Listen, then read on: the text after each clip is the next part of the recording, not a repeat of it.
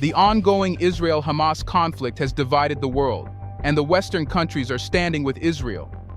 The conflict has also divided Africa as well, where some countries are supporting Israel. At the same time, others stand with Palestine and its independence. But as some African countries unfortunately rely on aid from the West, they have to stay silent on the matter and avoid telling the truth. However, South Africa is a different country that has full power and autonomy, even to criticize Israel, something that Western countries can never dare to do. Until now, South Africa has been supporting Palestine, but it stayed out of the conflict and avoided becoming a party to the conflict. This cannot happen any longer, as South Africa has given an ultimatum to Israel on a ceasefire and has announced that it will enter the conflict. The South African president has made it clear that his country cannot be silenced and avoided to stay out, especially when Palestine needs support. But how has South Africa entered the Israel-Hamas conflict, and what it immediately decided to do after that? Let's know about that in this video.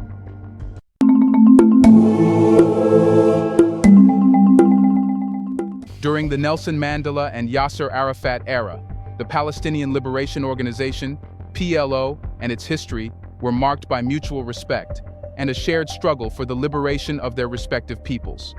While Mandela saw the realization of his aspirations in his commitment to the Republic of South Africa, Arafat unfortunately didn't witness the establishment of a Palestinian state. Even today, South Africa stands in solidarity with the oppressed people of Palestine. Now, South Africa has cut ties with Israel in response to Israel's refusal to agree to a ceasefire, persistently bombarding Gaza. The destruction of the civilian population has escalated, especially after the Israeli counteroffensive involving Palestinian fighters. Israel's threats to revert Gaza to the Stone Age unless hostages taken on October 7th are released have heightened the conflict. Palestinian fighters insist on an exchange for numerous Palestinians in Israeli prisons.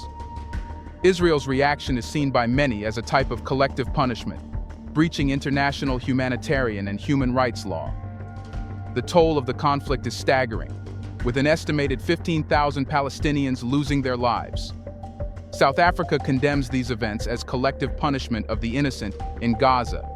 South Africa has also decided to withdraw diplomats from Israel, which is in response to accusations by Israeli Ambassador Elav Botakovsky for making derogatory comments about South Africans critical of the Israeli government's actions. Notably, in 2019, South Africa downgraded its embassy in Tel Aviv. It withdrew its ambassador, reaffirming its commitment to the Palestinian struggle, often linked to its own history of resistance against apartheid. Even back in 2022, South Africa officially demanded that Israel should be declared an apartheid state. South Africa has joined the ranks of countries downgrading ties with Israel amid the ongoing conflict, becoming the second African nation to do so after Chad recalled its chargé d'affaires.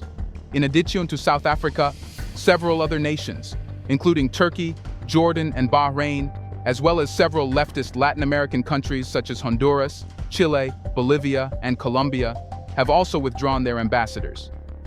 Despite being home to the largest Jewish community in sub-Saharan Africa, South Africa has seen pro-Palestine demonstrations and initiatives.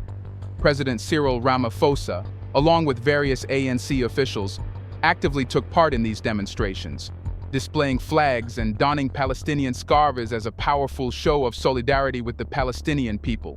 During one such event, President Ramaphosa delivered a poignant speech expressing deep concern about the unfolding atrocities in the Middle East. He said, "We stand here because we are deeply concerned about the atrocities that are unfolding in the Middle East."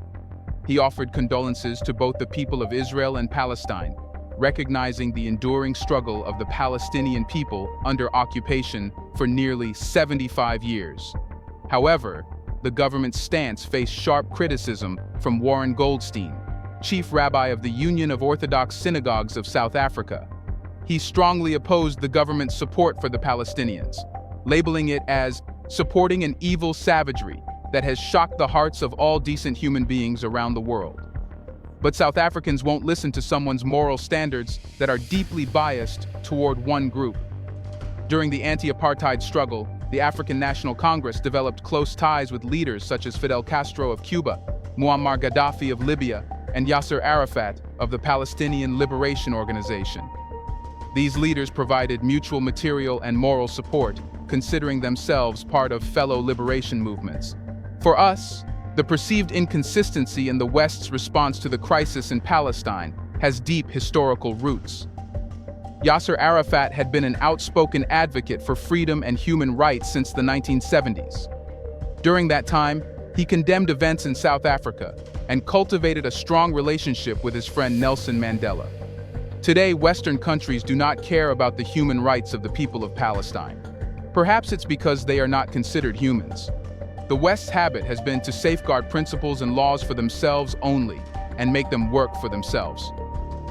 That's the selective implementation of human rights, which raises questions about the West's moral standards. The world stands watching the destruction being deliberately done in Gaza. But Africa, especially South Africa, won't stay silent on this. It's because South Africa understands the Palestinian situation due to a similar history. Not only South Africa, but the whole continent knows the catastrophe being staged in Gaza. They can understand what that would look like if it happened in one of their cities. Over more than a month, unrelenting Israeli bombardment has destroyed entire neighborhoods, causing death and devastation to the 2.3 million residents of Gaza. Israel has dropped over 25,000 tons of explosives on the besieged Gaza Strip, a confined area of just 365 square kilometers. To put it into perspective, this is comparable to 2 nuclear bombs landing on an area a quarter the size of London.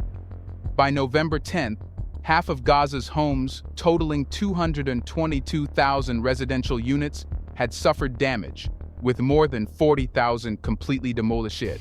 While the majority of the destruction has occurred in northern Gaza, even the south, designated by Israel as a safe zone, has not been spared. What if the same was happening in Africa? There have been reports published that explain this scenario to make the world aware of what destruction looks like in Gaza. Johannesburg, commonly known as Joburg, South Africa's largest city, includes Soweto, the epicenter of the struggle against racial segregation.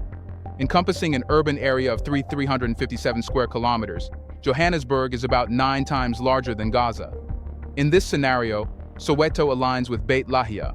Fordsburg corresponds to the Nuseirat refugee camp, and Bedford View relates to Khan Yunis. South Africa can analyze what the destruction would be like if these towns were facing the same situation as Gaza is facing. On the other hand, by wholeheartedly supporting Israel, the West has opted to ignore the plight of Palestinians, contributing to a greater distance from addressing the fundamental causes of the Israel-Palestine conflict. After Hamas attacked Israel on October 7th, the two regions plunged into another war characterized by unimaginable cruelty. In the aftermath, ordinary people on both sides are enduring the brunt of the conflict. Key Western powers, including the US, Britain, and France, swiftly expressed unflagging solidarity with Israel after Hamas's attack. Numerous columnists condemned Hamas for initiating the war, and global protests denouncing the Israeli regime's treatment of Palestinians actively involved Jewish participation. Even India has supported Israel. Modi's explicit endorsement of Israel contradicts India's historical stance on the Israel-Palestine conflict. India's traditional position, echoing Mahatma Gandhi's words from 1938, asserts that Palestine belongs to the Arabs as England belongs to the English and France to the French. Gandhi emphasized that the suffering of Jews in Europe due to anti-Semitism couldn't justify taking away Palestinian land to rectify historical wrongs. Despite the momentum of Zionism, a significant number of Jews opposed it, disregarding the fact that Palestinians had inhabited the land for centuries. The Balfour Declaration of 1917, supporting the establishment of a Jewish national home in Palestine, laid the groundwork for the present Israel-Palestine conflict, with British colonialists sowing the seeds. The Arab resistance to Jewish migration and Britain's plan in 1936 were crushed, and Hitler's persecution of Jews intensified immigration after World War II. The division of historic Palestine into Israel and Palestine favored Jews, exacerbating tensions and resulting in the Al-Nakba, or the notorious catastrophe for Palestinians, forcing them to occupy a smaller portion of the land. But despite killing thousands and wiping out Palestinian villages and towns, Israel consistently garnered support from Western powers. In the past 7 decades, its territorial expansion has seen it occupy over 80% of the original Palestinian land, leading to the displacement of Palestinians. Approximately 1.5 million Palestinians now reside in camps with substandard facilities.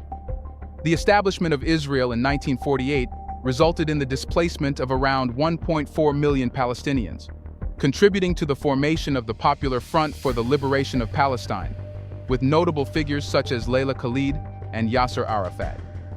Here's a reminder to please like and share the video and subscribe to our channel to watch more videos on Black culture, history, civilization, and identity. Let's continue now.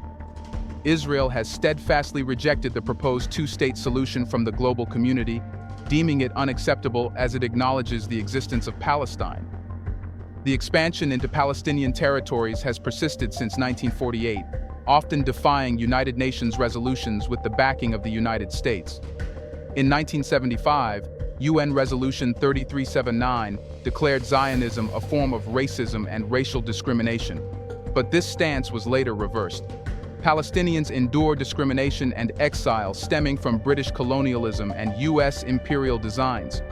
With the diminishing influence of the UN, concerns arise about who will administer justice to the Palestinians. But now, Palestinians have found a country that is more than willing to support it: South Africa. It's unbelievable that South Africa is supporting and standing beside Palestinians more than the Arab countries. That's when one feels that South Africa is emotionally connected with the Palestinians' cause. Now, South Africa is using whatever it is in its power to help Palestine. Since it's a BRICS member, it's using it as leverage to resolve the conflict. The reason why we are seeing China and Russia taking more interest in the Israel-Hamas conflict is due to South Africa's insistence. You can understand how much influence South Africa can have on China and Russia, which, in turn, have relations and allies in the hundreds. Therefore, during a virtual summit hosted by Pretoria, the BRICS group of nations called for an immediate and sustained humanitarian truce in Gaza. South Africa, serving as the chair of the summit, accused Israel of war crimes and genocide in the Palestinian territory. Stunning the Western world that calls itself free, South African President Cyril Ramaphosa condemned Israel for the collective punishment of Palestinian civilians, labeling it a war crime. Despite knowing that this is true, none of the Western countries have condemned Israel's bombing of Gaza and killings of thousands of people, including children and women. When children go out of their homes in Gaza, they ask their parents to write their names on their arms. That's done in case they are killed in the bombing. Their parents could identify them. But the world is silent, and in this silence, President Ramaphosa is giving Israel a good lesson. He said Israel was deliberately denying essential resources to Gaza residents, something that's done in a genocide. Hamas leader Ismail Haniyeh suggested that a truce agreement with Israel was imminent, with ongoing negotiations, including efforts to free hostages. BRICS leaders emphasized the necessity of a long-term diplomatic solution to the Palestinian-Israeli conflict for enduring peace. Chinese President Xi Jinping proposed an international peace conference to address the issue. China, historically sympathetic to the Palestinians, has sought an increased role in the Middle East, facilitating diplomatic efforts and advocating for a ceasefire. That's because China is the main BRICS member along with South Africa. BRICS is positioning itself as a counterweight to the Western-led global order, condemning Hamas's attacks as barbaric acts, but cautioning against indiscriminate force on civilians. Here, we see a pattern. Countries that are directly or indirectly related to BRICS are condemning Israel and supporting Palestinians. Within BRICS, South Africa is the country advocating this sentiment, and other countries are adopting this not because of that, but because that's what is right. Brazil's President Luiz Inácio Lula da Silva criticized Hamas's actions, but cautioned against disproportionate force. Russian President Vladimir Putin stressed the importance of a long-term and sustainable ceasefire to prevent the involvement of other states in the conflict. India's foreign minister stressed the need to address the concerns of the Palestinian people through a two-state solution based on peaceful coexistence. The summit included representatives from Saudi Arabia, Argentina, Egypt, Ethiopia, Iran, and the United Arab Emirates, countries set to join BRICS in January 2024. Moreover, South Africa joined calls for an international criminal court investigation into the conflict. In response, Israel recalled its ambassador to Pretoria for consultations. The summit coincided with talks among foreign ministers of the Palestinian Authority, Indonesia, Egypt, Saudi Arabia, and Jordan on the ongoing conflict. South African President Cyril Ramaphosa accused Israel of war crimes and actions tantamount to genocide in Gaza. Ramaphosa also condemned Hamas for its attack on Israeli civilians that triggered the conflict in Gaza, asserting that both sides violated international law. At the beginning of the meeting of leaders and diplomats from the BRICS bloc, Ramaphosa stated, "The collective punishment of Palestinian civilians through Israel's unlawful use of force constitutes a war crime. The deliberate denial of medicine, fuel, food, and water to the residents of Gaza is tantamount to genocide." Putin described a humanitarian catastrophe unfolding in Gaza, expressing shock at surgeries being performed on children without anesthesia. He attributed the crisis to what he called failed U.S. diplomacy, stating, "All these events are a direct consequence of the U.S. desire to monopolize mediation functions in the Palestinian-Israeli settlement." Putin called for a ceasefire, the release of hostages, and the evacuation of civilians from the Gaza Strip. South Africa submitted a request to the International Criminal Court for an investigation into alleged war crimes. You should know that South Africa draws parallels between Israel's policies in Gaza and the West Bank and its own past apartheid regime. Ramaphosa urged the International Criminal Court to urgently initiate prosecutions for war crimes on both sides. He also called for a ceasefire and the deployment of a UN force to monitor it. Later, a majority of South African lawmakers voted to close the Israeli embassy and end diplomatic ties with Israel until it agreed to a ceasefire in Gaza. Foreign Minister Naledi Pandor voiced profound concern over the loss of innocent lives in the Palestinian territories, characterizing Israel's response as a form of collective punishment. Pandor stressed the importance of signaling South Africa's apprehension while maintaining advocacy for a comprehensive cessation of hostilities. South Africa, a consistent supporter of the Palestinian cause, has a history of linking its support to its own past struggle against apartheid. Minister Pandor clarified that recalling diplomats is standard practice, and the envoys will provide a full briefing on the situation. The government will then decide whether assistance is possible or if a continued relationship with Israel can be sustained. This move aligns with a growing global criticism of Israel's actions in Gaza, with countries like Turkey, Jordan, Bahrain, and several South American nations also recalling diplomats in protest. From the South African standpoint, it's time for the global community to step in and leverage its influence to put a halt to what they see as a real crime against humanity committed by Israel in Gaza. According to Pandor, the undeniable similarities between Israel's conduct and apartheid practices warrant global intervention to address what South Africa perceives as a grave injustice against the people of Palestine. Now, South Africa has given Israel a final ultimatum. Israel has to stop bombing Gaza and come to a ceasefire, or it has to face BRICS, its future members, which include Saudi Arabia and all its allies. In other words, since China has deep economic relations with countries and the Belt and Road Initiative adds around 150 countries, this can be used as leverage to alienate Israel and force it to cease fire. It's much like the BRICS version of sanctions, but quite strong. The West should not doubt South Africa's ability to influence BRICS. It's because earlier, we saw South Africa doing the same when it got Israel kicked out of the African Union. South Africa actively worked towards the objective of ousting Israel as an observer member of the African Union right from the beginning. This came to fruition in 2023 when Israel was indeed removed. Drawing a comparison, the idea is put forth that South Africa could adopt a similar approach within the BRICS coalition, capitalizing on China's sway over various nations to confront and potentially find solutions to the ongoing predicaments faced by Palestine. It turns out that South Africa's ultimatum is really powerful. Israel now has two options. Either it can choose to end the conflict or face BRICS, and with it, hundreds of allied countries go against it. Now, South Africa has finally entered the Israel-Hamas conflict and is giving an ultimatum to Israel to cease fire or face BRICS, using its influence to isolate Israel and the West. You should know that earlier, when most countries sided with the West in the United Nations, this time will be different. Already, we saw China and Russia using their influence in the United Nations and getting a resolution passed that called for humanitarian aid to Gaza and a ceasefire. In this resolution, the US and Israel were even betrayed by most European countries. Now, it has become clear that Israel and the US have to take the ceasefire calls seriously. The time of wreaking havoc without being held accountable has gone now. International laws and order that were twisted and abused by the West will not be allowed to be abused again, as now, the world is siding with the bloc led by China and Russia. You should know that South Africa is a major force in all this. It's the only reason why China, Russia, and BRICS as a whole are taking an interest in the Israel-Hamas conflict. South Africa could push the button at any time, which it now has. What do you think? Will South Africa soon become a direct party to the conflict, directly supporting Palestine practically?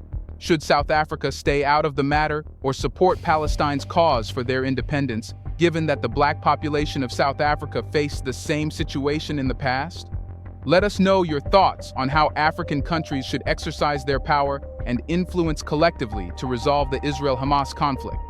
Do you want to watch more videos like this one? If yes, subscribe to our channel and press the bell icon next to it.